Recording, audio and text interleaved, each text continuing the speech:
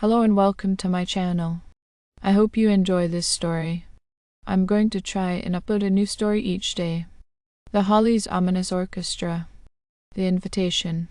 Holly Arnold, a talented violinist, had always been drawn to the Isle of Wight. Its rugged cliffs, mist-shrouded forests, and ancient stone circles whispered secrets to her soul. When she received an invitation to join the prestigious Whitewood Symphony Orchestra, she couldn't resist. Little did she know that her life was about to take a dark and otherworldly turn. The Forbidden Score. The orchestra rehearsed in the grand Whitewood Concert Hall, an imposing structure nestled deep within the island's heart. The maestro, Professor Elias Blackwood, was an enigmatic figure with piercing eyes and a reputation for pushing boundaries.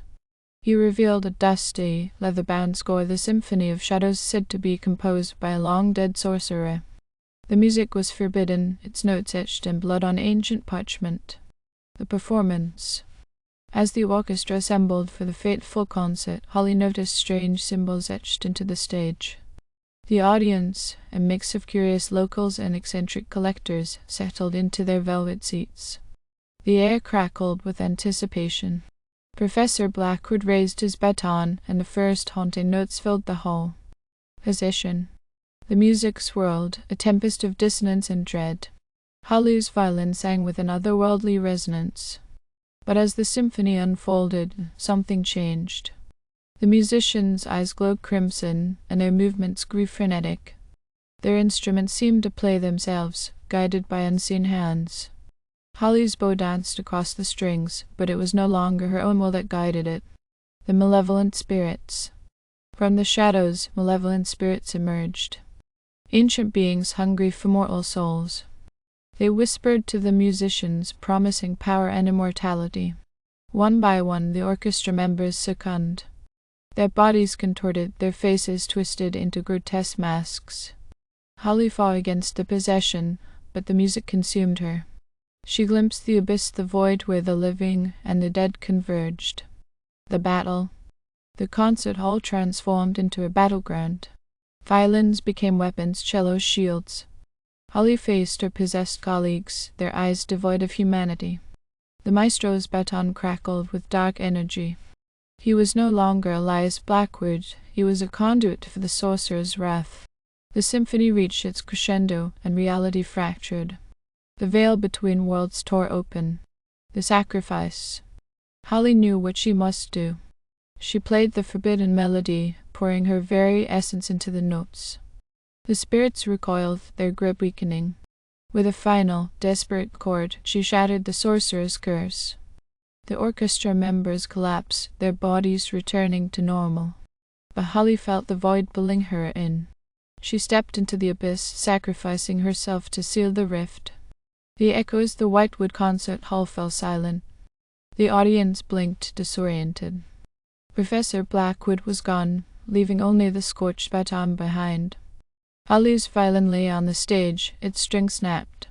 The Isle of Wight held its breath, as if it remembered the ancient battle fought in its heart. And somewhere, in the echoes of the Symphony of Shadows, Holly Arnold's spirit lingered, a guardian against the malevolent forces that threatened to breach our world once more. Note: the Whitewood Symphony Orchestra disbanded after that fateful night, but legends of Holly's sacrifice live on. Visitors to the Isle of Wight sometimes claimed to hear ghostly music drifting from the abandoned concert hall, a reminder of the price paid to keep the darkness at bay. A haunting melody. The echoes of the Symphony of Shadows lingered, haunting the abandoned concert hall. Visitors who dared to step inside reported strange occurrences. The air grew colder, and the scent of ancient incense hung thick. The wooden floorboards creaked under unseen footsteps, and the flickering candle sconces cast elongated shadows on the walls. Holly Arnold's violin, still lying on the stage, seemed to hum with a life of its own. Its strings, once snapped, now vibrated as if touched by spectral fingers. Some claimed they heard a mournful tune, a melody that transcended time and space. It whispered secrets of forgotten realms and ancient pacts. The ghostly audience.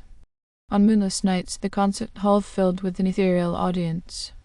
Transparent figures in tattered evening attire sat in the velvet seats. Their eyes glowed like dying embers fixed on the stage.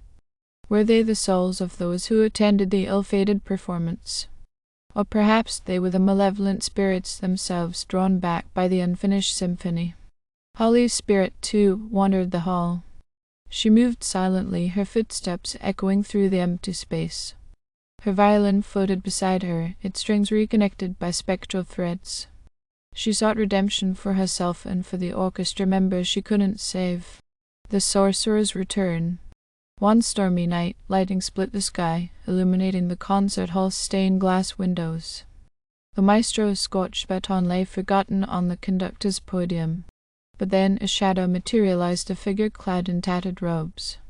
Professor Elias Blackwood had returned. His eyes, once sharp and calculating, were now hollow pits. He raised the baton, and the symphony of shadows began anew. The ghostly audience stirred, their forms solidifying.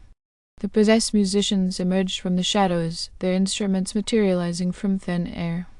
Holly's resolve. Holly faced the sorcerer, her violin at the ready. She had become a guardian, a bridge between worlds. The forbidden score flowed through her veins, and she played with a fervor that defied death. The malevolent spirits howled, their rage shaking the very foundations of reality. But Holly had a plan. She would complete the symphony, not with fear, but with purpose. Each note was a binding spell, a plea to the ancient gods. As the music swelled, she infused it with her memories, the warmth of sunlight on the Isle of Wight's cliffs, the taste of salt on her lips, and the camaraderie of her fellow musicians. The final chord.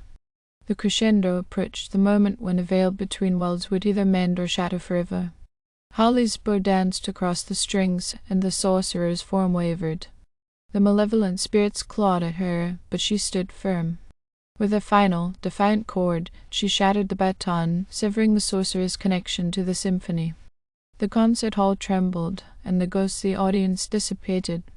Holly collapsed, her spirit fading. But the rift closed, leaving only silence. The symphony of shadows was no more. A whisper in the wind. Visitors to the Isle of Wight still find their way to the Whitewood Concert Hall. They touch the restored violin, feeling its resonance. And sometimes, on moonless nights, they hear a faint melody, a whisper in the wind. It's said that Holly's sacrifice bound the malevolent spirits, but her spirit remains forever entwined with the music she played. And so, the Isle of Wight keeps its secrets, guarded by the echoes of an ominous orchestra. Note, the legend lives on, passed down through generations. Some say that if you listen closely, you might catch a glimpse of Holly Arnold's ghost, her violin still singing in the moonlight. Thank you for listening. I hope you enjoyed this story. Please don't forget to like, and even better, like and subscribe. Thank you very much, and I hope you have had or have a great day.